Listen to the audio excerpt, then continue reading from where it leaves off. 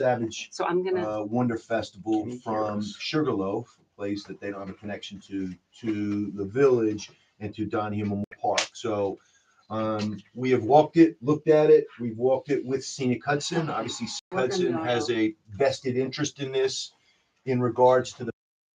They have a conservation Okay, easement thank you. there, essentially a covenant, which allows them to kind of weigh in on what we do and what we don't do. So that piece of this, which is out of our hands in a certain sense, we did meet with them last week, but Okay, they're gonna weigh in on that.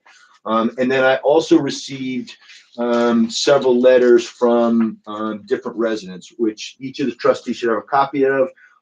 I won't read the letters because I've already forwarded them to you. You have them. One was from Mr. Joya. The other was from Ms. Rupert, and Mr. Karlinski. And I have also spoken to a number of folks, some that are in favor and some that are opposed for a number of different reasons. So I want to take a pulse of the board again.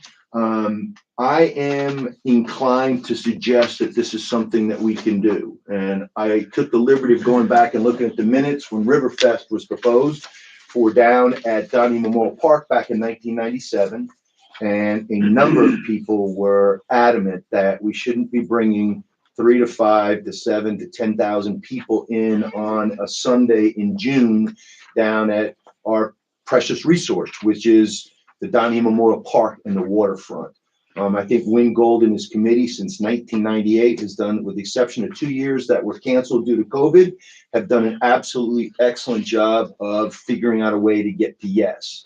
The Donahue Farm property is a special property and has been pointed out because of the ecological, the conservation, the flora and fauna aspects of it. It is a special piece of property, but it's also something I think that with restrictions and with guidelines and adherence to the goals and of the village and how we want to see that property used, I think it could be done, and I think this could be something that could become quintessentially Cornwall, something where a local organization that caters to veterans of our wars and veterans of our military and the arts, two things that I think, this being a bedroom community of West Point, and with the Storm King Arts Center so close by, it is a wonderful union to those two things.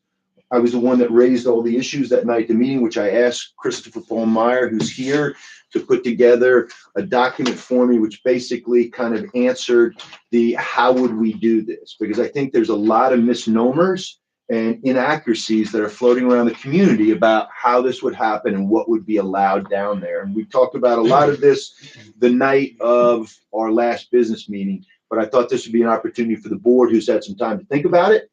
All 5 of us were there the night that Mr. Meyer made the presentation. It was obviously live streamed, so people had an opportunity to watch it. I have walked the property a number of times. I've walked it with the applicants. I've walked it with board members. I've walked it with the DPW superintendent, and I've walked it with Scenic Hudson. So I have a good sense of how we could do this and how we could make this work. So with that said, if there's any questions that a particular board member has of Mr. Meyer, feel free to ask him. I mean, this is typically just a session for us to talk, but does any board member want to weigh in on their feelings one way or the other on this project? You want, oh, okay. So first of all, I'm sure, Chris, that you're anticipating that the traffic loop would be contingent on Route 218 staying closed. For the buses, correct? Yeah, I mean, since it mirrors what Riverfest has done, I mean, we're looking to literally do exactly what Riverfest has done as far as the lily pads Okay. that we pick people up from on the bus route. So whether or not 218 is open or closed, we can facilitate this. Okay. But certainly with 218 being closed, I mean, yeah, that makes it that much more. Yeah, I mean, I think that makes it, Sure. it does make a difference, just because it is the first time. Sure. Just piggybacking on that, did you ever get any negative feedback from Sugarloaf? No. Okay. No. as far as the Donahue Farm property goes, I believe that it's, I know it's sensitive, but we also had 8,000 people there for fireworks for 40 years and it survived. And I don't think it's any that much different now. In fact, I would like to see it be used more than what it is. I'd like to see it behave the way it used to be. It's not now. We just have an open meadow, which is fine, but there was nothing wrong with it when it was a farm. So I don't really worry that much about the setup there.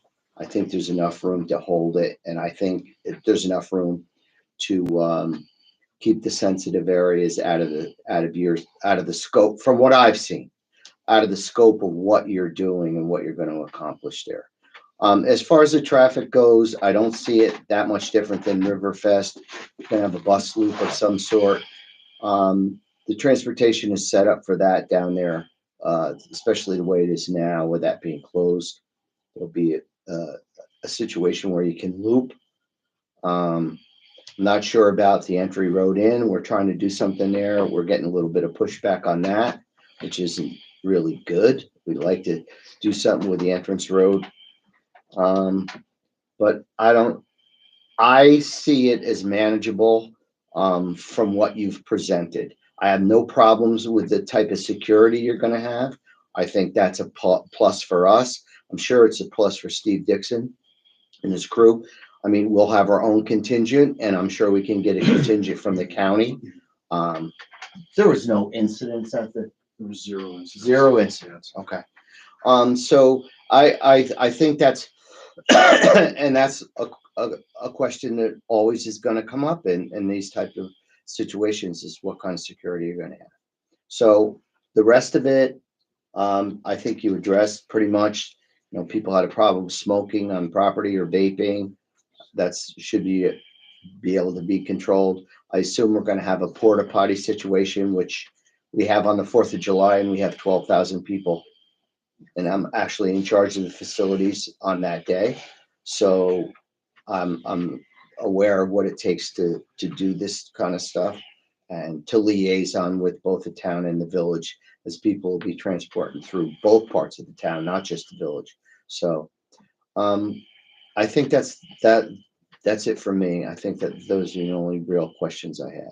Let me just, before I turn it over to Bill, just to do two things for clarification. There will be no smoking or vaping, no combustible cigarettes, no marijuana, no vaping allowed on that village property for this event. And number two, one of the good things about the Scenic Hudson visit last week, and Jim Kane was with me, and as was Dave Halverson, is Scenic Hudson has agreed to allow us to oil and chip the road in. Yeah, now that will not happen until the spring. They are resistant to us doing the parking lot. Now, as Dave Howson likes to tell me, well, that's like you're telling me you're going to paint 3 sides of my house. And I'm like, Dave, we take with one hand and not with two. Let's win this first battle and we'll attack the next one then. But they are amenable to us oil and chipping the roadway from Bayview Avenue all the way to the parking lot. They are not amenable to us paving the parking lot. They got a firsthand look at the potholes that look like craters on the lunar landscape when we were down there last week looking at it. All right. So those two things, clarification. Dave, thank you. Well thought out. Well said. Mr. Brown, Billy. I am as close as I think I could possibly be to being a yes on this, but I am not a yes on this, and I'll just explain why. I think you have answered admirably every single consideration and concern that anybody has raised, from traffic to the security questions to the vaping, et cetera, except for the scale and the precedent, which are the two things to me that are of concern. And now I, as liaison to the Donahue Farm Committee, the first meeting, an impassioned voice spoke from the community, and at every meeting thereafter for about 2 years, saying the fireworks should happen there. It would be the most majestic thing that ever occurred, and it would be amazing. And I, from the very beginning, was against it. Our AV consultant, if he's watching, can attest that early on in the process, he came to me and maybe I'm talking out of school, but he came to me and said, you know what, we gotta do like a cool independent bands music festival, like city bands, like cool, knowing he and I know each other, he knows that I would be into the music, but I said, there's no way that that's happening on this property. And so when I say that it is not because of any other aspect than scale and precedent, that is truly how I feel about it. I do confess I have a little bit of concern with the alcohol aspect, just that many people with beer gardens and things like that. I know other places can do that kind of thing, and I've been to the Oktoberfest at Hunter Mountain, and it's great. I've been to a much less successful Oktoberfest at Bear Mountain, which was not well managed, I don't think. But even that's not a deal breaker for me. It's just the question of what is the property for, how should it be used, what is the village's responsibility as owner. It's kind of an aesthetic question because, Dave just raised some questions that anybody might have that are adequately answered, and I respect his opinion. But it is just a question of, should we have a paid event with, roped off areas with a relatively high ticket price? Is that what this is, or is it a festival ground in addition to its other uses? So that's where I am, and the precedent side of it is, what do I tell the next independent music festival? What do I tell the next fireworks display? I mean, obviously there's different considerations there, but it's a question of how often does the property get used for this kind of thing? How many times do neighbors, and there's a neighbor here, but other neighbors, it's not a very densely populated neighborhood, but there's a lot of houses certainly within hearing distance. And I think that it's part of the character of the end of town is that it's like the woods, it's quiet, you're right at the mountain, etc. So that's where I am. Okay. And I absolutely respect the vision and I appreciate the participation in community events that Rep is doing, and all of that. It's just, for me, it's that question. Also well said, and I think that's the number one response would be, this village board, now it won't look like this next year, the year after, but this village board, duly constituted and elected body, is going to be charged with making the decisions on what is there. And Bill raises a great point. We will have to, because someone else will come to us. And I look at this and I say, for an event like this, and for a organization that is local, that is desperately trying to become part of the fabric of this community, and hopefully this thing could become something, if it's successful, that becomes quintessentially Cornwall. Bill, I disagree with a lot of the things you said. To be honest with you, and Dave, plug your ears. If they came to me and said, "What do you think about doing fireworks down there?" I'd be against it. I don't. I think that was a period of time. It was wonderful, and I think we have a great place. We've been doing it now since Dave, the mid '70s or late '70s, early '80s, whatever it is, and that works there. What we do down at Riverfest works there. Riverfest works down there. And when we walked Donahue Memorial Park to look at, could we do this down there? Because a number of people said, "Hey, Jimmy, I'm not against it, but I prefer you did it there. Like, I want it to be here, but just not at the farm." And looking at it, it doesn't fit with what they're trying to do, as opposed to what Riverfest does. It just wouldn't work. And Chris went over a number of those reasons at the last meeting. But Bill, points all well taken. You give me something to think about too. So I'm going to withhold and pass on to. Are you prepared? Or you want Deputy Mayor King? You go. Trustee Paleo. All my questions and concerns were basically answered at the last meeting. I really am happy about the no smoking. I mean, that's huge for me. No vaping and no smoking. It's a real concern for me, just in general. And the understanding that the gardens will be protected, and really, like, you guys see that is part of our community. That is our community. They have pieces of it, and I understand that you understand the importance of that, and that will be gated in whatever way you can, and that the security will be there in place. So if if something goes awry and people start going in areas that they shouldn't, you have enough security there to be able to rope back in everyone and handle whatever needs to be handled. I also I was happy to hear about the system you had in place for entry, that there wasn't going to be this long line or a lot of people standing in the road or along the front waiting to enter. That's going to be done on the buses or as you get on the bus. I understood. Right. So those were my, and that there's no children going to be there. That makes me feel better also, since there will be drinking and emotional topics. The fact that there's an age cap is important to me also. So I'm all for it. All right, thank you. Deputy Mayor. So I've already expressed my opinion, not with, in the last meeting or the meeting before that, when you guys presented, and I support it. I support, one, they're a local organization. I support what they're doing, what their vision is, as Bill was saying.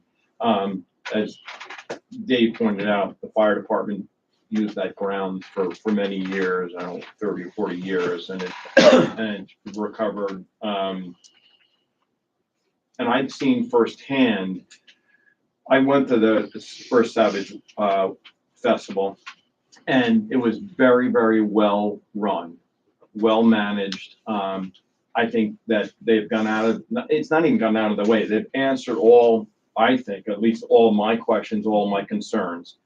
The other thing is that Chris, and I know Chris and I know Star, and I know that they're very responsive. So if something needs to be amended or moved, they'll do that. They will accommodate. And unlike Bill, like I think it would be, I think that like Riverfest started, like you pointed out, Jim, there was trepidation when Riverfest first came around. People are going to be wondering like, oh, what's next? What's next? Well, you know what? The what's next, maybe it did happen, maybe it didn't. But it's been Riverfest for how many years? 1998, Okay. since 1998. So in my estimation, I would love to see Savage Wonder Festival be an annual thing, just like Riverfest is. I think the blueprint is there. It's a great spot to have everyone enjoy everything that's there. So you get to enjoy the waterfront. Now you get to enjoy the mountains. You get to enjoy everything that's part of Donahue Memorial, Donahue Farm. So yeah, I'd like to see it. And like you were saying, you know, what's the precedent it sets? Well, to me, it's those are decisions that the board has to make. It's the same thing with Riverfest. If someone came to us and wanted to do another Riverfest, we've got to make that choice. That's why we're here. And that's why we put limitations on things. So it will happen. It's not if, it will happen sooner or later. Someone will come to us with maybe something similar, something different. We have to make that decision. But my concerns have been addressed, and I've read the letters from some of the citizens of the village. And but that being said, I'm in support, and my concerns are addressed. My feeling on this, obviously, I am supportive of this for the reasons I pointed out as well. But I am also, even if it's one person, two people, three families, five families, if there are people that do have issues and concerns, and you want to hear them, and you're balancing a lot of competing equities here. And there's people that don't believe that we should be standing on the grass down there, all the way to people that think that we should be putting in athletic fields. And obviously we have to figure out what the right path forward is. I just think that something like this that could become a uniquely Cornwall event that marries up two things, and then add to it the backdrop, with the assurance that we could do this safely. And that concerns me as somebody that spent 25 years in law enforcement. And I already start thinking about the ball drop, and I already start thinking about Winterfest and the amount of people we have gathered in open spaces and what could possibly go wrong in 2023, that were things that we didn't have to worry about in 1968. Those are things that concern me.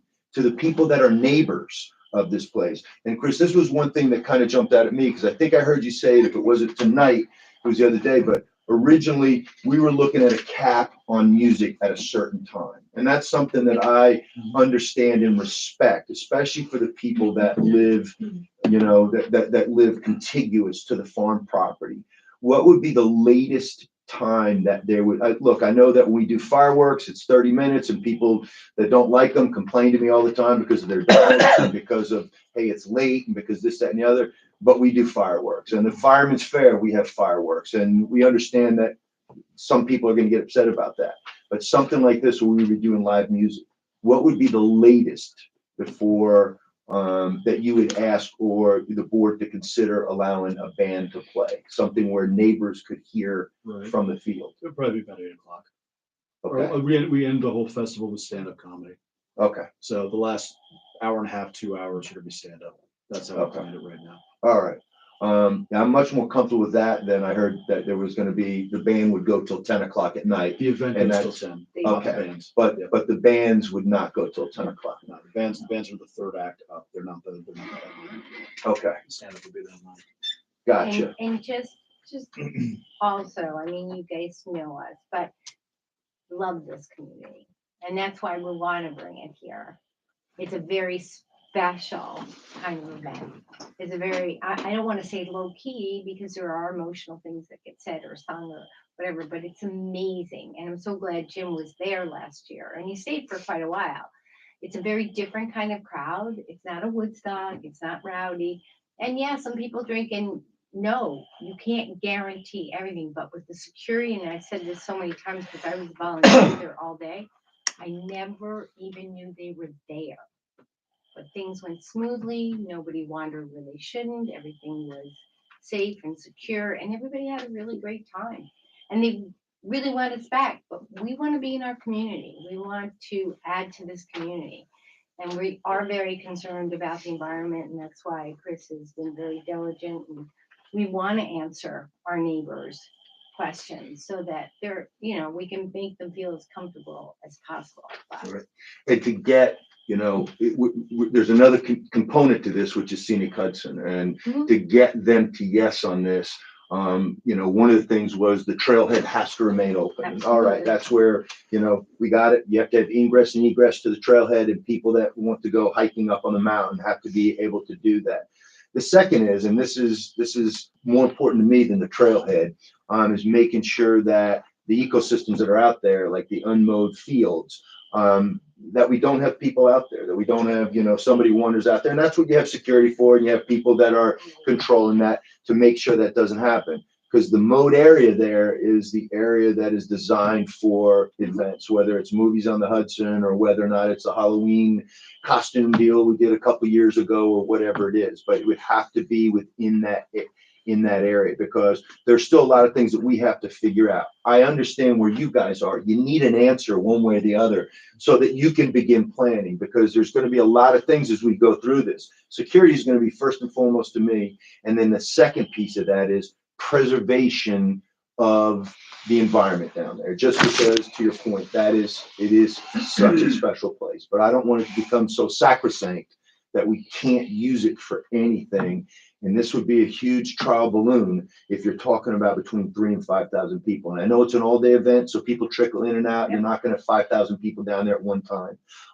But there are certainly some more things we need to work through. And if this board is willing to vote on a resolution next week, it has to be contingent on Scenic Hudson. So I've got to get their final, concurrence that they're comfortable with us doing it the way that you had talked about down there with them. They took a lot of notes, and I told them the board would discuss it. I would take a straw poll tonight, which we did, but there would not be any vote till next Monday. Okay. Anything else from the board? Sir? Just to, we talked about Donahue Memorial Park, and we talked about Riverlight Park, and then after that meeting, two people suggested to me, well, why don't you say NEMA? And that occurred to me. So yeah, I see. So just So mentioning the word, yeah, just for whether response is required or not. and I had heard that too. And obviously, NEMA is one of our closest neighbors. I don't know if we would be in a position to enter into any type of deal or something like that with them. We certainly wouldn't do it as a municipality. I mean, that's something they could Right. explore, Yes. but I wouldn't be entering into any kind of municipal deal with them about holding something there. Yeah, I mean, just there, it's a private entity, and there's some things that are being handled there right now, taking care of some buildings that are in dangerous, that are being condemned. So they've got some stuff to work through there, but. And I'll just say one thing, it's all points well taken. I think we can definitely find square acreage to do an event.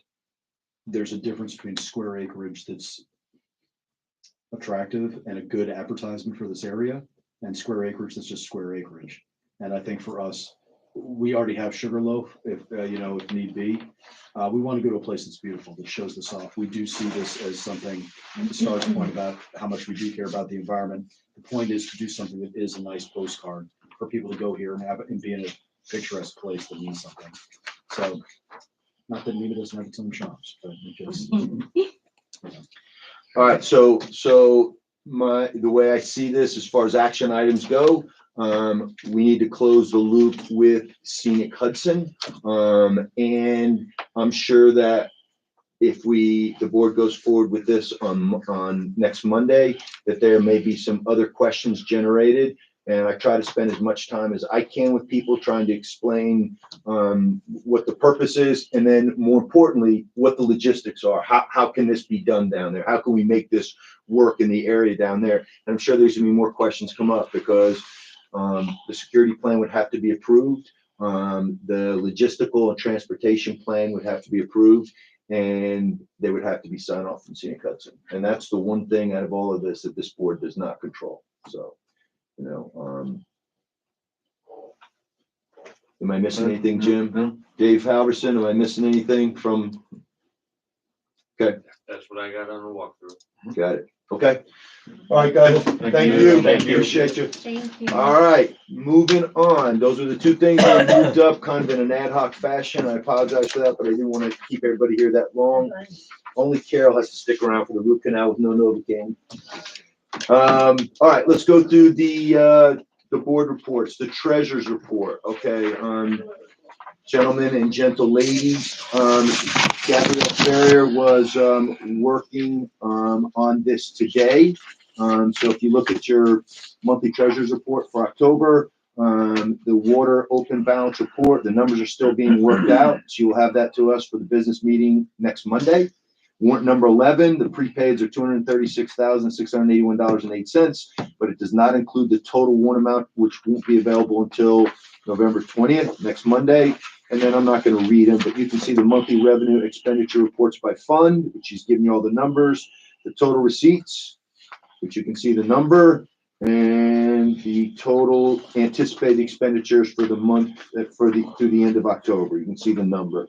The amount collected in village taxes and penalties, $2,841,002.19 through the end of October, and the balance collected for sewer capital is $559,060.52 through October 31st. Any questions, guys, on this? If you have any questions, I'm going to direct you to Gabby, but okay. She'll have this all completed before our business meeting.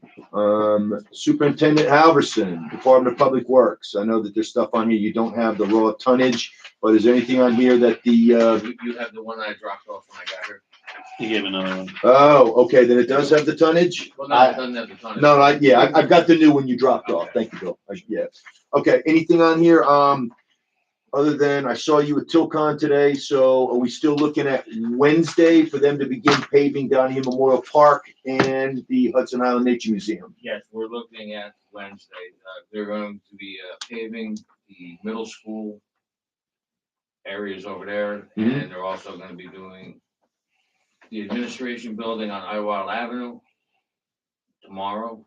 And Good. then we're going to move to the museum and down to the river. Excellent. So that's where the admin building is, that back lot that they clear cut everything back there, and then it stayed item 4 for a long time. They're gonna pave it. Did they finish the work at Donahue Memorial Park? Yes, You lowered they the, have two pieces of equipment sitting there, they're just small trailers. I you said lowered it- the grade, right, on the back? on Yes, the- I lowered the grade on That's a the good one idea. parking lot, took some of the slope out. Yeah, Is that's there a a good retaining idea. wall there, or is it just, it's controlled enough? I'm sorry. There was that slope that went up toward the tracks, right? Right. That's what you're talking about. Is there any need for retention there, or is it just flat? No, it's pretty good right now. I mean, we only took about 1.5 feet out, which changed it considerably. So we're good there. It's just a bump. There's two small trailers down there that have to be moved tomorrow, but other than that, we're pretty good for that. For everything to get going. Is that Tilcon stuff across the street here? Yes, it is. There I was a thought little that same thing. miscommunication with Tilcon. Really? They sent their driver and they pinned his location at Idlewild Avenue with the trailer that he had, and he couldn't get in there, so he figured the safest place to drop it was in front of the police station. So he parked it on Hudson Street. Yeah. Why didn't he park it back here by the police station? You don't want that back there. I want it on Hudson Street. Have you seen the size of that thing? Yeah, but that road will handle it. I don't It'll know be if this it'll be road. gone Oh. at 6 o'clock in the morning. All right. They'll be here at 6 a.m. to move All right, that stuff and we've out. made the final coordinations with Hudson Island Nature Museum about what's gonna get done, and they're happy. I have texted him and kept him Okay. in the loop and advised him that we were going on Wednesday, the 15th. Okay, and our guys did some assisting of, trying to, run some stormwater and do some drainage We did some issues. drainage improvements. There's some more improvements that need to be done over there. We're gonna have to work with the museum as well. Okay. Because I wanna put a, pipe from the museum Underneath the through road, the field. under the road through the field. Yes. Gotcha, which you're talking That's the only about. way to get the water out of there. So what happens is, go figure with gravity, water comes down off the mountain and then it just pools up. When you pull into the semicircular driveway, it turns into a skating rink or into a lagoon. So they were asking for help on that. Dave sent his guys down there with an excavator, did some work down there, but it is gonna require something more drastic than that. But at least, well, before we put the asphalt in, we wanted to try to get the pipe changed, and it's a bigger pipe, and And then hopefully in the spring, we can come to an agreement with getting an easement to run it. the pipe underneath the road into the meadow there, and Now, that meadow's pretty sensitive habitat. It's They specific plantings clear and cut so it on. They did. Last week. Yeah, but they, right, but they, even the root base, I think those are all Yeah. like, native species, et cetera. It's, oh, well, anyway, you're talking to them about it, right? Yeah, They're the yeah, ones yeah. with the vested We interest, so- won't just go in there and dig, yes. Yeah. that's not, they call, that's not the Grasshopper Grove thing. No, no, that's, a user. Muser. This But has a name though. It has a name, it's Yeah, something, it's, it's like. somebody's Oh, meadow, it's I still. forget. Is it a still? I Yeah. think so. Yeah. Yeah, Elaine, yeah, Eileen yeah. still? yeah, and but it's some type of indigenous plants. Yeah. All right, Dave, what else? As you see, we have, our new truck was delivered last month. That is in service, ready to go for the winter. I've seen it, yep. I sent the trustees a picture of it. Now, that'll be, it's not actually replacing, but, the truck that we have up on the mountain that Mr. Kane got to spend the snowstorm in, he enjoyed so I much. heard you lasted 20 minutes. I used to drive a truck, so. But that truck is a 2011, so the truck is 12 years old, so we're gonna be bringing that down off of the mountain and give it a little more restful ride for winter down here. Good. And put the new truck up on the mountain. Okay, good. Anything else on there? Haven, I went to the NICOM school last month. Great education up there, that's always, you pick up more sitting around after class than you do at class, honestly. But it's a great Good. asset for employees, even board members to go. Well, they're invited to NICOM every year, but I haven't enticed any of them to go yet, but maybe this year they'll go with me. To the conference of mayors. Yeah. And we've been working with FEMA on, Yes, we did you the and site- Mike. We did the site visits on Mountain Road. We started all the documents. We're still compiling stuff with our engineer and with our reps from FEMA. We were supposed to have a meeting next week, but it's been pushed off because they sent Julia, she's being deployed somewhere for a week or so. Gotcha. And you and I offline will talk about that issue down at the bottom of Mountain Road too at some point in time, tomorrow. Okay? All right, anything else? No, we'll leave it at that. Nothing? All right. Chief Quinn, anything to add color to the fire department report? Nope, it's straightforward. All right. And Charlie, one of the things, and I know I have this on my calendar at some point in time, but we want to get trustees. Each of you should have gotten a copy of this, correct? Did we give them a copy? I gave it to Susie today. Okay, so this is the fire apparatus fleet review and assessment of August 2023. I have looked at it in a precursory fashion with an emphasis on precursory. But there's some interesting stuff to dig into on this. And apparently the gentleman that compiled this would like some time with the board to make a presentation. I have argued against the 2 hours that he is requesting because I know the ADHD that you guys are all imbued with. To give us something shorter than that, I'm willing to spend more time with him, with the fire chief and the assistant fire chief, but for the board, and we just got to figure out when to do that. He was looking at a potential work session to come in and do it on. I don't think a business meeting is the appropriate venue for it. So I will get with Charlie, with the chief, and we'll figure out a time for that to happen. All right. Chief, anything else on your report that jumps out at you or that the trustees should be aware of? No. Okay. All right, moving along. Chief Dixon, Police Department. Yeah, the only thing I didn't put in the report, so during the month of October, I was invited to a school assembly at the middle school. It was a Breaking the Cycle presentation. For those of you that are not familiar with it, it's a group of people that come to speak to students about people that have dealt with tragedies in their lives, also the power to forgive, and also it's a anti-bullying campaign. So not only was I privileged to be invited, I also was able to speak and give some of my life experience to some of the youth there. So it was a nice event. Excellent. All right, anything That's a else? question. Go ahead. Was that all the grades for the middle school, 5th through? 6th and 7th. Okay. All right, anything else on here, Chief, that, No, that's about it, sir. all right.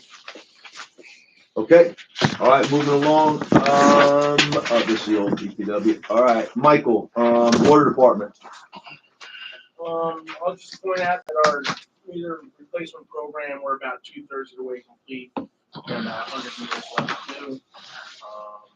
Final notice is to point out to the residents, notifying them if they don't get them changed, that they're gonna start incurring a $75 fee. And then next Monday, we will have. How much, I'm sorry, Mike, how much time are we giving people before that goes into effect? Well, the people who are receiving the notice, this is now their 3rd written notice. Got it. And I would think that we. And that comes in on their water bill? No, Do you make a special mailing, a bulk rate mailing for people? So they've received it in the mail 3 times. Got it. This is the smart meters, right? Yes. Yeah. Have I got that notice? I didn't get a smart meter yet. Mine's Well, done. they've been mailed out. It only took about an hour. You might have 2 a- guys an Yeah. hour. And a No, lot of he the was gonna responses. Do I have a smart meter? I don't know without looking at the How- system. All What, do right. you think you're special? No, I'm just saying, Oh, all right. if I didn't I throw got away one. the This 3rd doesn't ring a notice. bell, yeah. I know, I'm worried, like, did it look like junk mail? You may not necessarily have a An version outdated 4 old. smart meter. You may have one of the original Gotcha. meters that doesn't need The to be changed semi-smart right now. meter. Correct. Right, the almost I smart. want the new one. I do too. No, you don't. So we Why not? anticipate, That's smart. It we gets every drop. anticipate that They the round fee down. going into effect for the January billing cycle in the town Hmm, and the March billing cycle in the village, or the February 15th billing cycle. outstanding. Yeah. All right. Then we have the health department inspections coming Monday, and that's really about it. And I got a few items on the agenda to discuss tonight, so. Okay. All right, we'll tackle that when we get there. So for the building department, Mr. Carmona could not make it tonight. He had another engagement. He and I have been on the phone several times today, so we're pretty caught up, and I am happy to announce that Bill will not be the only trustee with a high-speed electric vehicle charger installed at his house, because we're getting one on Wednesday. So to plug in, and 2 hours later, I'm ready to roll. So I can't wait. No, you guys have got the report in front of you for the building department for October 2023. Standard stuff. Yes, Jimmy Moore. Mr. Moore is the new part-time building inspector. I think he just went and got his uniforms, and it has done a little trailing along with Manny as far as learning the ways and means of the department. He is doing his own inspections that are basic inspections. Yes, he does have all the certification needs now. He just needs a little more seasoning before we kind of let him out on his own to do the big stuff, the complex stuff, or the, those kind of things. All right, New Windsor on on Friday, Councilman Tim McCarty had his walkout after 40 years on the job as a New York State EMT, and I think the last 15 or 14 as a paramedic. The assistant fire chief was there. A number of members of Storm King Engine 2 were there. Really, really nice turnout. Senator Skoufis was there.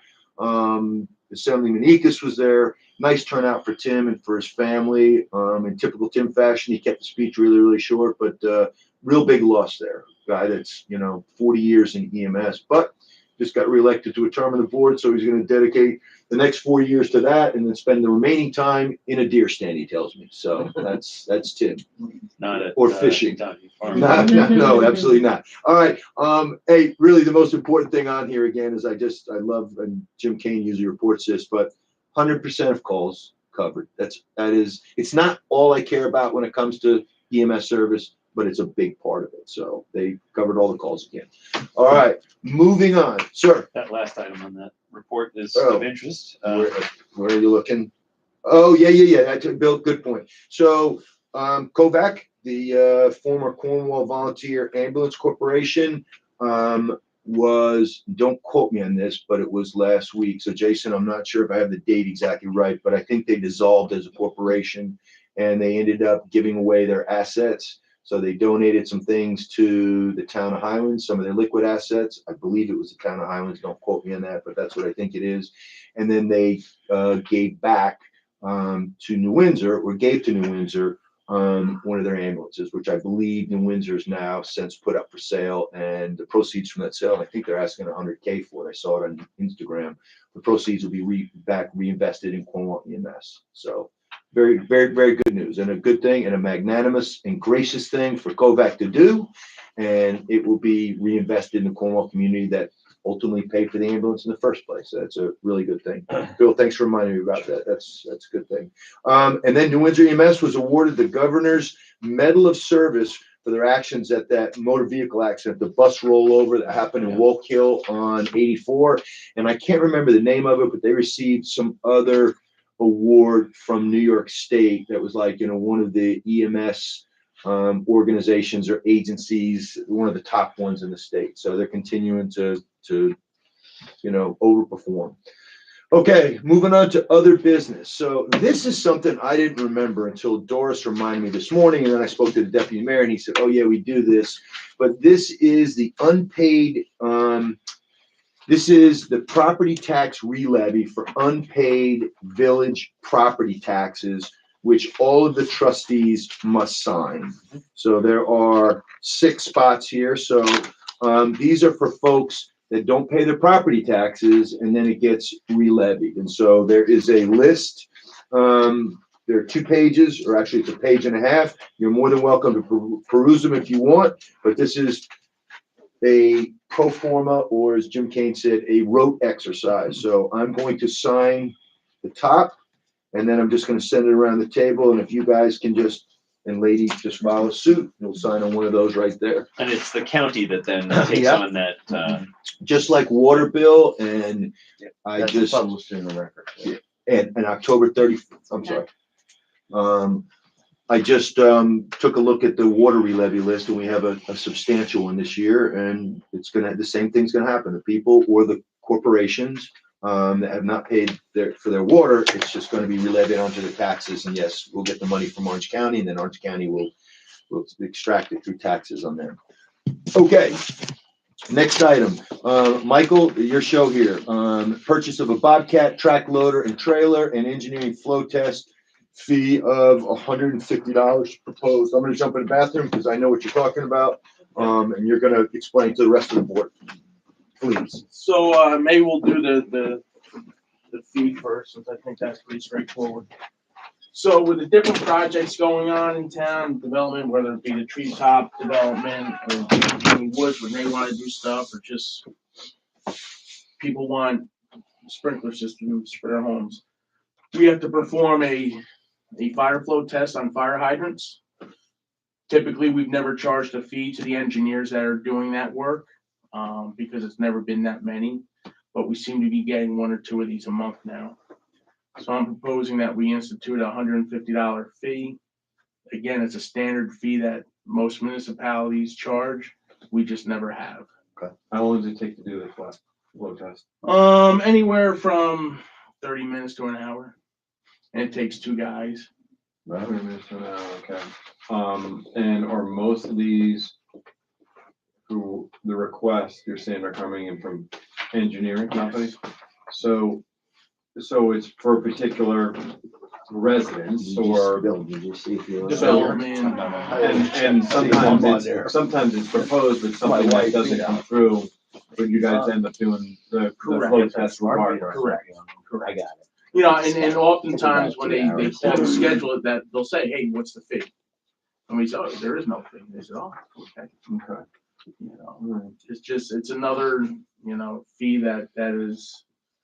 that's used, I guess, to keep water rates low for the residents and whatnot. It's work outside of the ordinary course of business. Correct. You know, $150 covers. It's probably, you gotta figure $60 an hour per man minimum for their hourly wage and benefits and all that, so $150 covers that. Do these tend to be larger projects, or is this like a single house, or like where do you? Anywhere from single house to treetop warehouse development, anything in between. You know, so, we had it done for It's a one bank. It's a one-time flow test. Yeah, $150 one time. yeah, we've had it done at the food bank. Mr. Glemis, his property down on Hudson Street, the work that he's doing there, we had to do it there for him. We've had it now for a couple single-family homes because people are developing the 3rd story, the attic, and in order to have occupancy up there, you have to have a sprinkler system. So I'm looking the board to approve that fee if they are inclined. If you want to pass this stuff around, these are the equipment purchases. So we budget about $150,000 a year for equipment purchase to replace vehicles. The truck that we ordered this year will not be delivered during this fiscal year. It will be delivered next fiscal year. So when we pay for that, it'll be coming out of next year's budget. So what I'm looking to do is move up some purchases that we had scheduled for next year into this fiscal year. The first one is on the list. There is a mini track loader. We rented one of them following the July 9th storm, and it became very valuable up in Black Rock Forest, allowing us to move equipment through the trails and whatnot up there. That's number 2 on this. Yeah, the Bobcat Yeah. mini track loader. And it probably took about a week and a half worth of work and cut it down into 3 days. Up in the woods there, we can't, if there's a water main break up there, we can't get any access to it with vehicles. We got to carry everything in and out. So this mini track loader, which is it's small enough that you stand on it. You don't actually drive it, you stand on it. So Mike, just in regards to that, how many times a year do you average using something like this? If we have it, we'll be using it on every water leak because we're getting a broom attachment to it that will help us clean up the roads. And probably up in the woods, we would probably use it 6 to 7 times a year. During the past, you've used it 6 or 7 times a We year. haven't in the past, but we've had a need for it. And after this last rainstorm, we rented it. And how much is it estimated cost of this? The cost is $45,000. That's including the attachments. So there's about $12,000 worth of attachments. That Is this a includes the state attachment. bid? Yes, state bid, Oh, yes. well, I was gonna say, that's awfully cheap. Yes. Okay, and then in regards You can't to, even buy the base machine in for regards that. to renting, Way it, when more. you did rent it, how much I would think it it's be? like $1,200 for a week. Yeah, 12, 1,300. And plus an attachment is extra. Mhm. All right, and you're saying that, so beyond using it up, in Black Rock, Mhm. you'd be using it down here. Yes, yeah, now that we have it and we know that it comes with a sweeper attachment on it. Obviously, the roads, when you get done with a water leak, they're a muddy mess. And we can have that on site with us and be cleaning up as we're going along. And this is a, Pretty easy to you can use transport this. too, right? Yeah. Yeah, they track right up onto the trailer. They're pretty Yeah. nice. I mean, to Jim's question, if you use it 7 times a year, call it 10 times a year, $1,200 a week, that's only $12,000. And cost is $45,000. You're only paying for it once, obviously, if you buy it, and you have it for X number of years, so we're talking Yeah, for. the backhoe that we've had now for 21 years, so this isn't something that you replace every 3 years or so. And I imagine I've seen these. I kind of want one. I don't need it. I need it to pick up like a rock every once in a while. Yeah. But I think they're the coolest thing. So I can understand that you might end up using it around the facility, around DPW, Yeah. around the water department. Once you have just it, as you're gonna moving use it things. more. Yeah, that's what I was- You know, and the fact that we have the water mains up in Black Rock Forest that are not accessible, this makes our job a lot easier, being able to carry water mains in these trails and whatnot. Being a construction machine too, unlike tire machines, it don't get stuck, right? Yeah. Doesn't get stuck in the winter. I got We- a Bobcat stuck with tracks on. You did? Yeah, Well, I you were suck. doing good. We use it to fix As long the as you don't trail, turn it over. the trail to our PRVs, and then while we had it, we also Be used very it. useful down at Donahue too. We used it to do some work inside the spillways at our dams that the DEC had been on us about to clean up. The other item from Bobcat is a new UTV. The price on that, again, is through state contract, is 30,000. Page 2. I don't have that broken out. I believe it's $30,704. That would replace the current ARC UTV that we have. The current one that we have now is probably 15 years old. And we would declare the other one surplus. We have an offer right now from the Bobcat dealer on a trade-in for $5,500. We think we might be able to get a little bit more if we sell it ourselves to the auction. Again, this equipment's used to get us up in the Black Rock Forest during the snow and whatnot. The current one that we have is a 2-door model. We're looking to purchase a 4-door model, because when our guys go into the forest, they work as a 4-man crew. Under Oak slept, 2 guys were walking uphill and 2 guys were in the truck. So for surplus, you're looking at only paying 80% of what the cost is, because you're gonna get 20% of that back. And you're saying the 30,000 line does not include the Where is that? 5,500 No, trade-in? That's here on the, Yeah, it's up on okay. page 2. It does not include. Does okay, not. got it. No. Right, he's got this line. And that's the machine you would occasionally drive a trustee down to the fireman's fair in, is that right? Correct. Yeah, Correct. thank you. Among other things. I couldn't walk that day. And then the final item is a deck over trailer. We currently have a trailer that is not a heavy duty trailer to move our Bobcat equipment and whatnot. Again, that's probably about 15 years old. We also don't have any trailers that you can safely transport water main on. So we're looking to replace that trailer. The quote is $13,500. And I looked up resale value on our old one. It looks like that one might be in the neighborhood worth between $4,000 and $6,000. That At would least 4,000 to 5,000. yeah, we would declare a surplus. And again, that would reduce the cost. Now, when we put these things out, right, do they go out on a bidding sheet or do they go through an auctioneer? You go through an auctioneer. So we budgeted $150,000. Just on that same note, do we compile all our stuff together and do that as one? No, they're separate lots. Okay. Depending, you know. Central Hudson used to call Wiesner in and do everything at one time. Yeah, no, well, we do. We Yeah. do it all at once, but Okay. they're bid on as separate I lots. got you. Oh, right. But I mean, they're gonna go to one auctioneer with a bunch of other stuff, right, from other places? yeah. And these guys, the professionals, go to these auctions looking Yeah, for this was it stuff. Auctions International or? No, Auctions this Guild? one's, You can use it AAR. Yeah. They They got, seem to be Much much. better luck. they're out of upstate? Yeah, they're. Brewster? Our guys from, over in Putnam County. Yeah, I think Brewster. The local rep comes right here, he takes the pictures, does Yeah, everything, yeah. you don't have to do anything. No. Yeah. So essentially, we budgeted 150. We've only spent about $6,000 of that.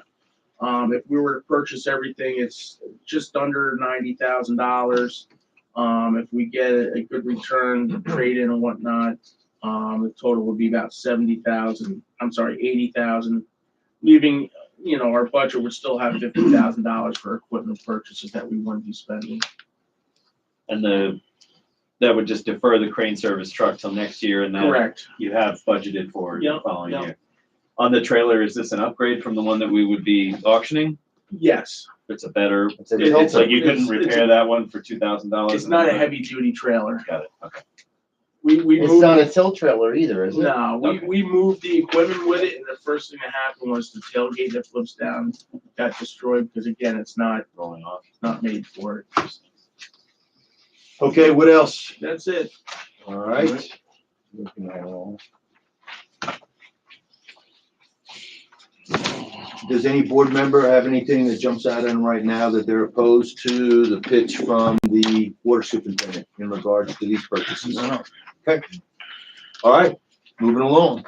Next item of business, rental of village property application revision. You've got a tentative copy here in front of you of something that the village clerk took on her own and said she wants to standardize our administrative paperwork related to renting village properties. And obviously, this has become a big topic right now because of the completion of the pavilion, which obviously in the spring, we will more formally outfit and retrofit and do some landscaping and do some walkway work around there to tie the composting toilets in with the pavilion. But that got us to thinking, you know, somebody wants to have a wedding at Donahue Farm property. Somebody wants to have a wedding at the Donahue shelter or the gazebo. Somebody wants to rent the pavilion, which I think is going to be a hot ticket item. The board is going to have to come up with policy. And I've been doing a lot of thinking about this. My wife came up with a brilliant idea and said, why don't you do it like Disney does it? And I said, well, what is it? What do you mean? She goes, well, you know that people are going to say that village residents should have the right of first refusal. Okay, but what if some visitor, you know, rents it or reserves it? You're going to tell them that, well, a week later, a village resident wants it. You can't do that. What about the town? And Tiffany said, why don't you do it in a system where you go 6 months out from your event, village residents can reserve the pavilion. 4 months out, town residents can. 3 months out, anyone can. So you're not going to bump somebody. You're just going to give an earlier opportunity to reserve it to local residents. And I thought that was exceedingly fair. There may be times, you know, we need to figure out if you rent it for all day, or can you rent it for the morning or the afternoon, or do you have an evening? How do you break it up? What's the cost going to be? What are we going to charge?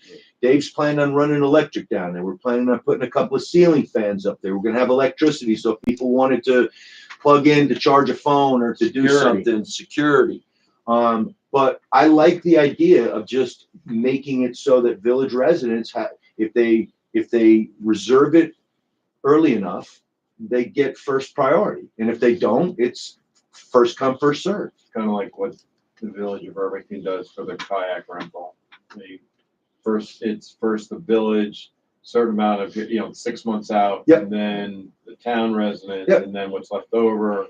We just got to figure out what that timing is. And I use 6 months, 4 months, 3 months, just kind of arbitrarily, but we need to come up. And then after that last date, then it's open to anybody. If it's available, first come, first serve. But we open it up to village residents first, Cornwall residents second, and then we make it open to anybody.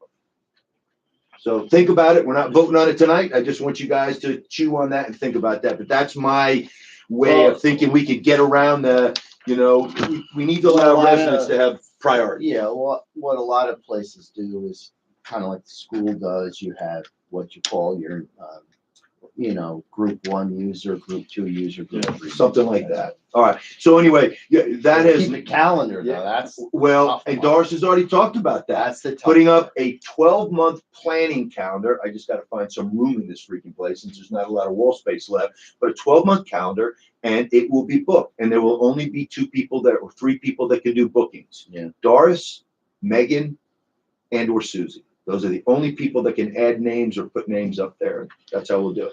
Okay, but that has nothing to do with this form. This form is currently, and this is all the work, the ingenuity, and the initiative of the village clerk. She wants to standardize it, and I had, Copy paste. Yeah, a little copy paste maybe.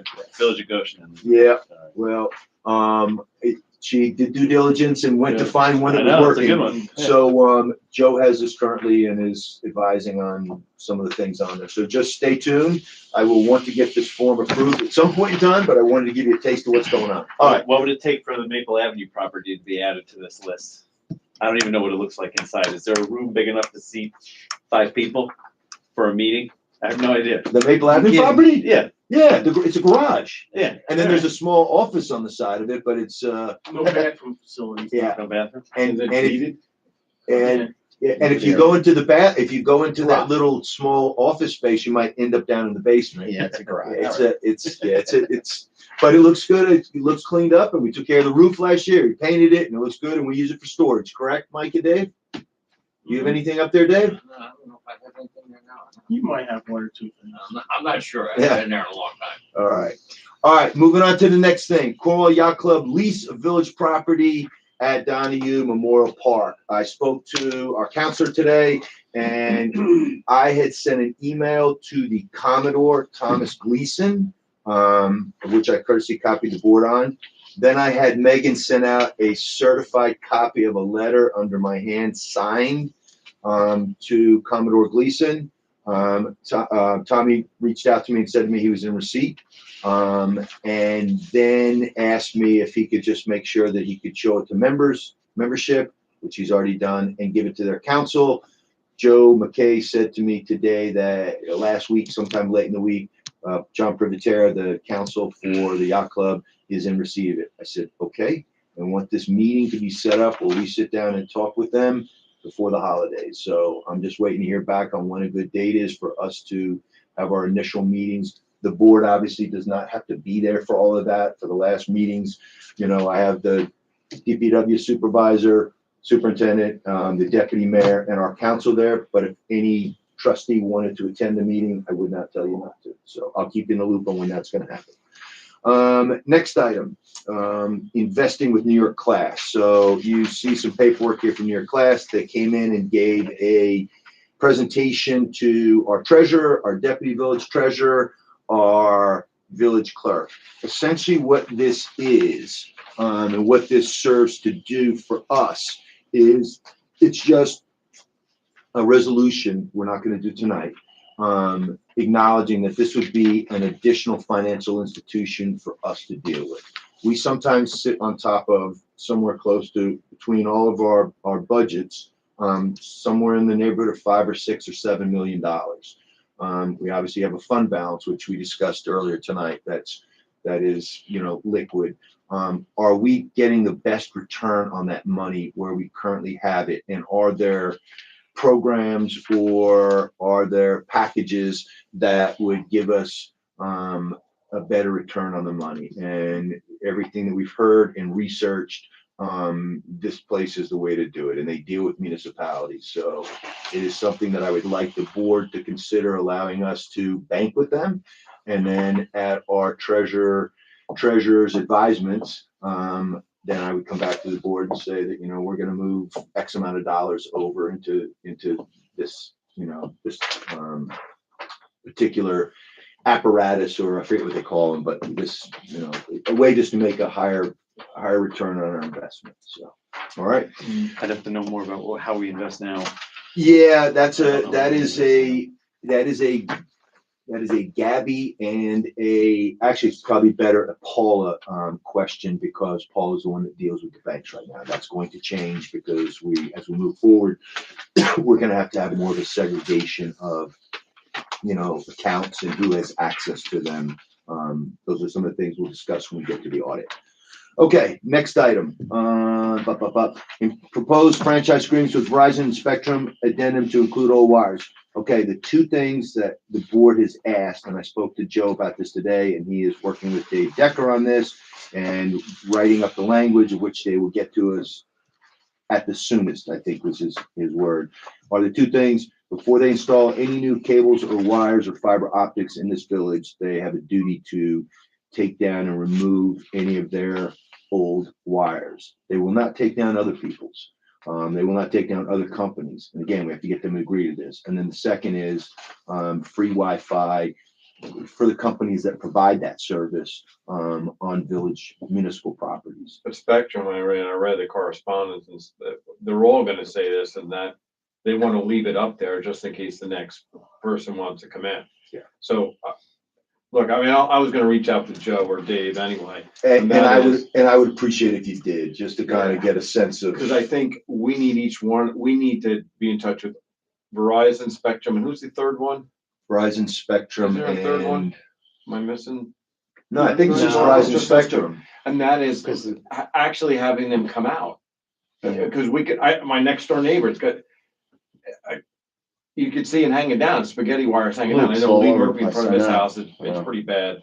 So it's having them actually come out and showing it to them and saying, all right, this got to be fixed. It's been years. Yeah. So, Yeah. all right, I'll reach out to Dave. Okay, and I'll keep you guys in the loop on that. But those are the two things that the board had requested, and we'll see what happens. It can't hurt to ask. Only other thing there, just looking at it again today, that section 8.6 tree trimming, it just says we have the right to trim trees. And I know that's been an issue where they've been trimmed by Central Hudson. You misspelled massacred. Yeah. So there've been some issues around tree trimming, whether it's Central Hudson or these guys. So question is, how many times do we allow any utility to come in and do, or any service provider who has the right of way, who has the wires? How often does that happen? And what can we put anything around that wording in there that says like, without screwing it up or anything? I think that's something we have. You see what's going on right now down on 218 on the town side, just inside the gate where Bayview runs in. And I had a long conversation with Assemblyman Ekus about this last Friday at the McCarty thing. New York State Department of Transportation is coming in, and nothing matters. You can have all the tree preservation laws you want, and we're trying to get a tree preservation law here in the village and model it on the towns, but the town is trying to get it through their council right now. And until they get it approved, I don't want us even to look at it. I want to see what they have first. But it's New York State's going to come in, and they're going to say that it keeps the roadway too dark. And you're like, well, yeah, that's what makes that a special roadway, is the fact that you've got overhanging trees, just like on Dock Hill Road. But Dock Hill Road is not a state road. And they don't want it that dark, I guess, because of the ice and because of that type of issue. The problem is that they're poor communicators. Awful They communicators. didn't give a plan. They They gave didn't. nobody a plan. They came in and they took, and so right away, everybody's up in Everybody's arms. suspect. But everybody's saying, well, wait, is there another plan? Is there something further that they're going to do? Yeah. Why are they cutting back the bank, which is gonna They got bigger fish create to fry up erosion? there anyway. Right, The I road get that, shut. but Why did they start where? It's agree. just, And then- and then- some of it makes no sense. And the way that they dump the wood there, I don't know if they're coming back I to pick know. that up. You can't get a I know. good answer from No. them. It's like me, it was like when I was dealing with CSX down there during the Yeah. July 9th storm. You can't get anybody to say, I'm in charge. But Very that day, they're like, nope, this Very has been on the books and planned for a long time, and we're doing this trimming. It's been approved by the state and blah, blah, blah, and there's nothing you can do. And both Senator Skoufis and mostly Assembly Member Ekus had said that they had done all the reach outs and that they felt our pain, and there's literally right now nothing to do. Now, Joe Gross, former Mayor Gross, had suggested something that roadway is a scenic highway, or that there might be some type of protections related to the 218 stretch, that goes from Cornwall and Hudson to West Point, that he thought that was a protected roadway. But if the state doesn't know that, and if the state's doing that, then we're in a bad way. And I can't imagine that the state would tell them to go in there and do this and then just dump the logs there. I mean, it's not even like they're repurposing them or using it for firewood or cleaning it up so that it doesn't become a fire hazard. Cut back along, they did the same exact thing right by, I would say between the Stony Point exit and. Yeah. Route the 6, Oh, on the now, Palisades. That was after the tree Yeah. fell on the guy. Yeah. Oh, is that what that was? I believe. But that's man, what I mean, they went crazy. And they left it there. Yeah. Oh, And you clean it mean up. in between the island, in between, yeah, that was because of infestation, right, or something, I don't know, they Couple years cleared that whole And that bank, right shoulder. right all the into way the up. Stony Point extra on the right-hand Yeah. side. So back to this So, Bill, franchise we have a agreement, the question. question is, how many agencies have the right to come and trim trees in the town and village? Anything I Do think we- that Central falls Hudson- under utility. Central They own Hudson the has, poles they have and rules, the top but they ones. have rules and they're governed by the Public Service Commission, so they're, They you know, have the they're right. 15 over and Yep. 30 up, and that's So I what prefer it is. that maybe Yeah, they have a Spectrum right and of way. Verizon don't necessarily share that same They right. probably don't. Well, they have it in the agreement. So Oh. I'm saying maybe we, Well, we can't Seek even to get strike. them What to do you take think care of of the that? one Is it- down there on That- across the that street. Verizon- from They Mrs. don't trim. Yeah, they don't trim. Larkin's house. Verizon. They're just, Which they're, we're just- hit- and then they don't Once the trim. trucks they're start just traveling, cut, it's gonna they're, get torn they're down. connected to the The buses- residential it's the property. buses now. Central Hudson's coming down the main line, coming down the utility line. So I- well, don't- it just, in the franchise agreement, there's a section, Yeah. 8.6 that says We can- we can trim yeah. trees. I mean, Bill, I hate to, I think we could certainly ask that. I think the chances of them approving that and saying yeah and agreeing to that are no. But they don't, yeah, they don't trim anyway, they contract their trimming. If they had any to do, If they're like in a listening, storm free condition, Wi-Fi. if they would, All have right, well, in the I storm will keep- condition bill, they'd have a I'll contract. make, I'll make sure I the don't board think they board trim members anything. get the I latest never even copy. seen them. Let me just close this out. Jim, you're gonna reach Yeah, out I'll to, reach out to Dave. okay, good. All right, moving on. Property tax waiver from the town of Cornwall. So you guys all know that the properties that we have in the town of Cornwall, the water properties that we own, we have been looking for a way to, and again, the property taxes we pay to the town of Cornwall, it's, $25,000 a year. And a big chunk of that, by the way, is for the fire district. A big chunk of that money goes to the fire district. Right. The rest of that, the bulk of that, some $200,000 is basically school taxes. Well, in talking with Mike, one of the things that could be done, and I think everybody got a copy of it in here somewhere, an email that Mike had sent to me when I asked him, well, what do you think are some other ways that we could tackle this? And he sent an email out to all of us on October 23rd of this year. And basically one of the things was, and we're not going to decide anything tonight, but I wanted to throw this out there to you because I'm already going to speak to the supervisor, and I've already mentioned it to him that I'm going to have to sit down with him and talk about this and kind of the 30,000 foot level first before we drill down. Is one way is selling the property back to the town for $1. And then the town has the option and the ability then to waive property taxes on it and not pay school taxes because it's a property that they would basically exempt from it because it's being used it's a municipal property. You see what I'm saying? No, I get it. Yeah. I'm saying. To me, it's a brilliant thing. Now the school What am I system. missing? What's in it for the town? Yeah, why wouldn't they take charge it, us yeah. a rental on the? What's in it for the town? Well, we deliver water to, over 3/4 of, what is No, the I get number? the wa, I Right, get that. so but they're we're getting asking them, so it less gives us a revenue. release because but they're getting less revenue by $20,000. The school taxes, they're not paying, we're paying to the No, I know school, that, so yeah. they're not losing that. School district, Yeah. they have a $70 million budget. So, $200,000 to us is a lot of money. And if the town ran the water system, the town would not be paying the school district taxes on properties where they're delivering water. We deliver water to the school Yeah, system. yeah. So to me, it's irksome. So Mike came up with a couple of other items and ways to do this. One is ownership transfer, which I just described. Another is a partial exemption, and Mike, jump in if I misstate something. Partial exemption, where we determine the percentage of the town population that we deliver water to.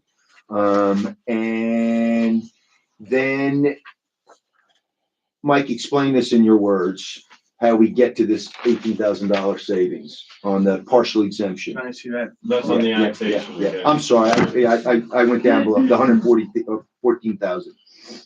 So we request an exemption and or assessment reduction based on the percentage. And you think it's approximately 60%? That would be the exemption based on population. 60 to 70%. So it would result in a savings of 114K. And then the other option is the annexation piece. That would, if this happened, then it would result in about $18,000, which would be essentially saving the property taxes. I look at the first item on there and can't understand why this would not be the smart way of going about this. And we would do this, all right, we surrender this year again, and then we would do this after the IMA is executed. Now, the IMA, I have a copy of it. I know that Mike Trainer has a copy of it. I've not shared it with the board yet. Mike made a bunch of line changes to it, which Joe McKay has. I want to look at it and digest it after Mike's additions and subtractions are in there, and then give that clean copy to the trustees. It's short and sweet. And remember what my goal is with this, what our goal is on this, is to just establish a relationship for us. But don't we have that? We have nothing in writing, no agreement. Nothing. We have an agreement to disperse water to the town. No, We don't have an intermunicipal We don't have agreement with the town. We Because we don't. don't have to. We bill them for it. Right, but we have to have an agreement Why? to do that. Because what if we walked away tomorrow and said, we're not doing it? They're just water customers though. It's They're not just- no, I'm saying that we have what's the requirement? You're grinning at. The health department is looking for an intermunicipal agreement between the two municipalities that we provide water to the town, because typically that doesn't happen. Typically, the town could purchase water from us. Right. But they have their own staff that maintains the Right. water. Well, it's unique because we own the water. That's the only And reason why. the it's like pipes and the system. And we're not one municipality. And it also hurts us when we apply for grants because we don't get the benefit of being a 16,000. It's just hard to believe community. there's nothing. in There's writing. nothing. And believe it or not, Well, there's- okay, so where the rates occur in the code are the rates that we charge the town. they're established by this village board. Right, but that's an agreement. But that's not part No, of it's the not. IMA. We're You not have to have getting two into- parties be part of an agreement. The village board sets the Yeah, rate. we're They just have no saying, say. Right. So an agreement says that they agree to enter into this deal with us. It's not gonna set water rates. There's only currently 3 IMAs, active ones. One that allows the town to re-levy our unpaid water bills in the town. 2, the second one's from 1899 for us to install fire hydrants in the town and maintain fire hydrants in the town. Right. And 3 is an Sewer. agreement between ourselves, the town, and New York City for our connection to Aqueduct. Okay, what about And the there's no 19? sewer agreement? What about the sewer agreement I- of 67? So yes, I deal with clean water. there's a sewer agreement, which I believe You is think. 1967. No, I have a copy of it. yeah, I have a copy of No, it. you mean It's 19. you think he's Forget it.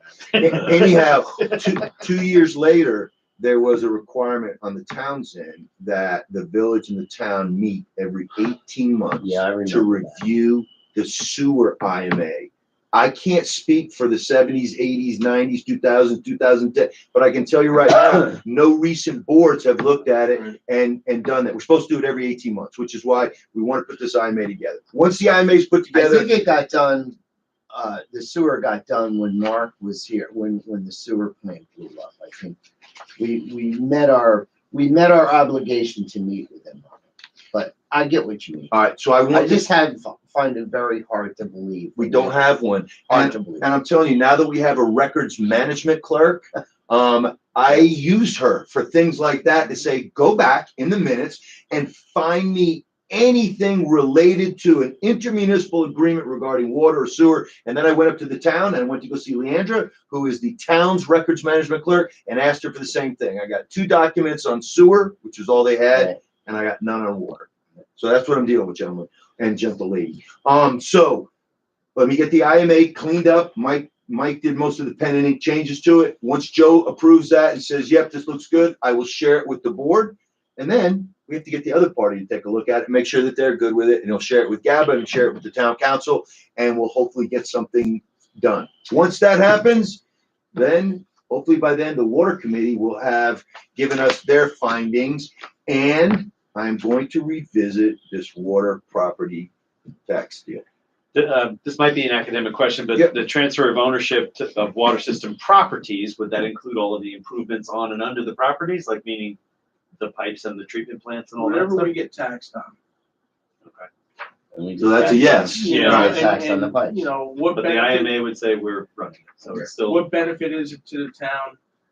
There's no real benefit to town government, but think about it this way, it's $200,000 a year, 7.5% of your operating budget they can put towards capital improvements. Next year, we're looking to do a $1.3 million water main replacement on Maple Street in the town. $200,000, you know, that's a 5-year ban to pay that off if we put a down payment on it, you know, so.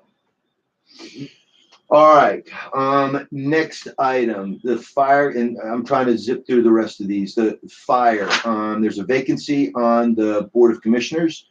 Jeff Armitage and Rich Giampolo are still there. Obviously, trustee Rich Gaylord is no longer there.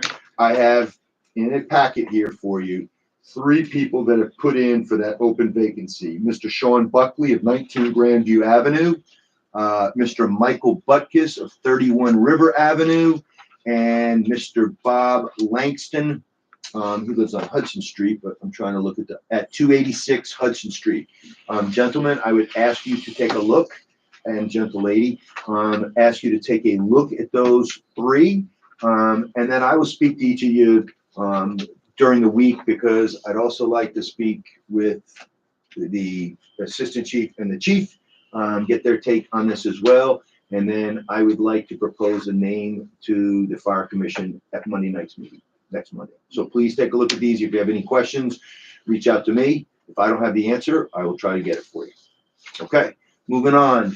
Change of the ZBA code. Can't speak about this tonight, only because Manny is not here and because we don't have counsel here tonight, but it's in regarding to recent decision regarding the ZBA and whether or not we need to change our code, our village code, to model and mirror what the ZBA has decided. In one particular case, but I believe there will be several other cases that are very similar that are pending to go before the ZBA and or the planning board.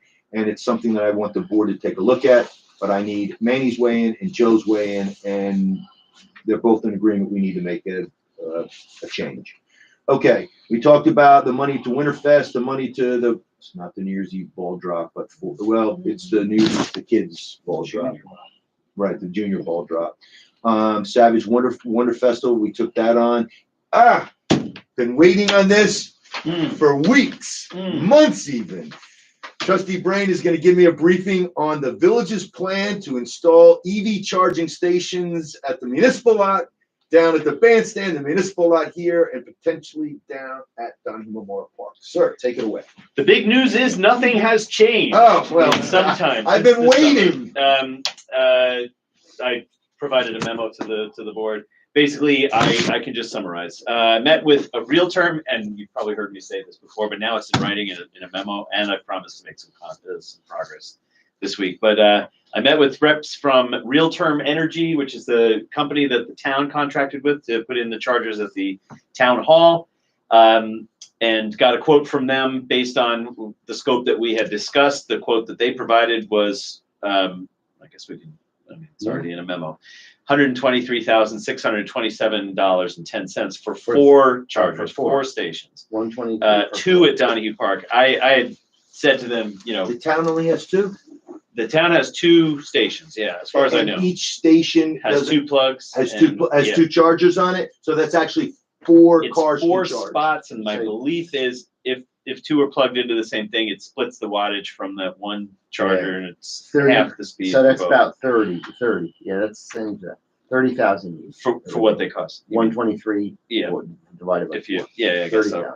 30,000. And you know, Realterm claims to provide a sort of end-to-end service where they'll scope the whole thing, they'll subcontract the purchase, they'll oversee the installation, and they'll provide software that can be used to monitor and make sure that the payments come in correctly. They'll connect. There's a data plan as part of it as well. Do you know what There's the payments. town ended up paying? though? I don't know what the cost We was. should find that out. And I don't know what We their can find bidding out. process was and Yeah. and how I they would I know. love chose to this. know, because We did need they to know get that. any grant monies on that? That's That's the another big question. Grant monies. So And I the- know they went with the local, electrician. Yeah, Yeah, Guy they putting did, money yeah. in. Right, so Realterm comes and they find a local electrician, that's what they contract quoted them. on the basic price and all that. In parallel, I met with Central Hudson, just to make sure that the service was adequate to those locations. They said, yeah, we'd have to put a transformer here, we'd have to put a meter there and things like that. And they said, but we'll just do it. So that was news to me because there's an EV Make Ready, which you had mentioned to me, an EV Make Ready program, which is grants that utilities provide to build the infrastructure, everything up to the kiosk itself. They don't do any funds toward that, but the real expense is in the kiosks. Central Hudson would like us to have electric chargers so that they can provide more electricity. So Right. and these are locations we're flexible in, sort of like, show me the best parking spots around here to take over and use, and they go, well, this one has everything we need except a meter, so we can just do it right here.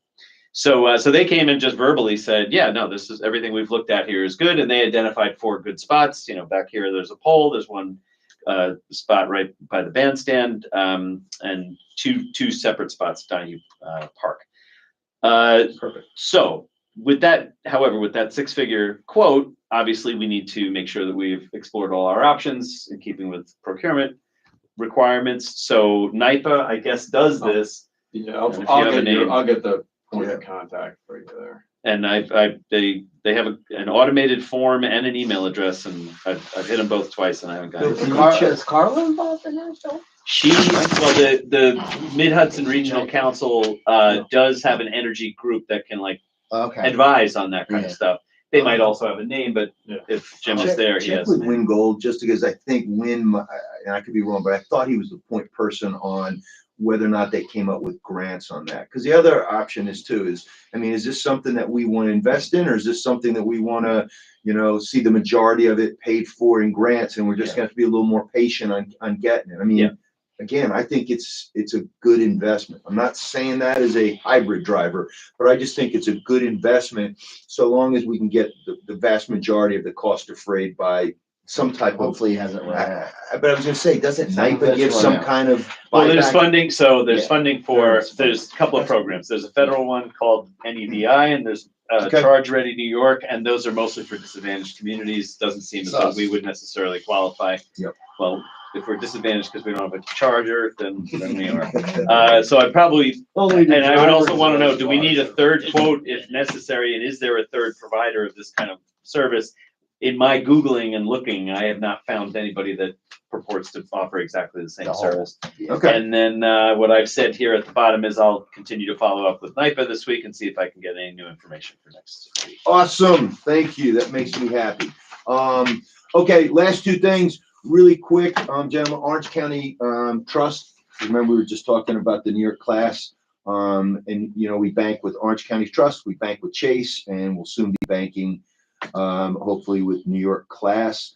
Orange County Trust, where we deposit our water receipts and in regards to cash money that we take. Mrs. McGillicuddy still insists on paying in cash. She's not going to pay online. She's not going to pay by check. She pays by cash. Having said that, they want to install this Title Series 4XL. Essentially, it's a safe, and it would get mounted to the floor. We were looking at places. I'd like it back in the treasurer's office, someplace that's convenient for the deputy village clerk and the part-time clerk who take the majority of receipts. Because remember, we split. At the vault. What about the vault? This is what if the vault's closed? What if it's a weekend or something? You can just enter this in there. You don't have to open up the safe. And Dave, they're giving it to us. So if they're giving it to us, I wasn't going to say no. It's only going to take up a small corner space. But the bottom line is, it's also one of those things that I think the audit is going to show too, is about how much, I don't want to use the term petty cash because it's not petty cash, but how much cash we could potentially be keeping on hand when people pay with cash. People pay with cash by putting it into the bank vault outside, which is secure. But remember, then we take that in here, and during the day, it would immediately go into this, and then they would send a representative, like Brinks, to come in here and pick it up. Perfect. I think it's a perfect idea and solution. And again, costs us nothing. So that's an FYI for you guys. Lastly, New York Forward. I know it's not on here, and I am happy to say I had nothing to report because for the first time in the last year and a half, I had nothing to do for New York Forward this week. It is in the hands of New York State. We'll find out something in the spring, and I'll keep obviously you folks in the loop on that. Okay, moving forward. Audit's on here, but we talked. Yeah, so the audit, you do not have it. I have a compilation, which I gave you guys the numbers on. The compilation essentially just gives you the highlights where the audit, they were here for a week and they sat in the back room and there were 3 of them and they went through everything. I am going to ensure that we maintain the village board's policy of every 2 years. I know COVID changed things, and in my first year, I didn't know that we were supposed to have one, and they just did a compilation, but we will have one every 2 years. That ensures that every mayor has an audit for 2-year terms. So every 2 years, and as soon as I get those results, I will share them with all of you folks. Chief, we talked about River Avenue and just getting a little bit more focus there for the guys on duty, because still getting some complaints from some residents there. And I've got to get with Manny about lighting law. An individual's come to me and argued that the lighting law on the books is not being enforced. And this is something I think that concerned me in the beginning when we adopted. It concerned all of us that It doesn't work at night. Well, there's that. He actually does. The restrictive nature of 0.25 lumens We know of that. spillage We know that. and what that does, right? So anyway, we'll tackle that. I'm gonna have Manny look into it first, and then I'll brief the board. And then lastly, zoning board meeting scheduled for December 14th at 7 p.m., which I believe is in December, not November. Planning board meeting is November 21st at 7 p.m. Thanksgiving Day, the village offices will be closed, which is November 23rd into the 24th. And then the work session for December is scheduled for December 11th at 7 p.m. It'll be here. Jason, I promise you I'll get these technical glitches worked out. And then the village board business meeting in December is the 18th at 7 p.m. And next Monday night is November's business meeting, which is the 20th. The gentleman and gentle lady anticipate an attorney-client session before that meeting. So please go ahead and calendar 6 p.m. to deal with. Make sure you put it on the agenda, not like tonight. We're getting the kinks worked out here. We're getting the kinks worked out. All right. That's all I have. Let me go around the table. Trustee Paleota, and her name is not Mary Beth, but actually Lori Beth. Why do you keep I saying don't Mary know. Beth? For the record. Try not to do that again. I don't have much. I'm freezing. And Don't stop it. that's about all I have tonight. All right. Thanks. She's not Shaking. She's being funny. Okay, no. My drink is cold. I'll go to For you. the business meeting. Yeah. Say for the business meeting, Phil. I think I've said enough. All right, Good. Dave? Said enough. I have two. Are there any alibis from any of the superintendents? You want the shocking news? Buffalo is losing to Denver. Well, that's not a shock. Motion to adjourn. Second.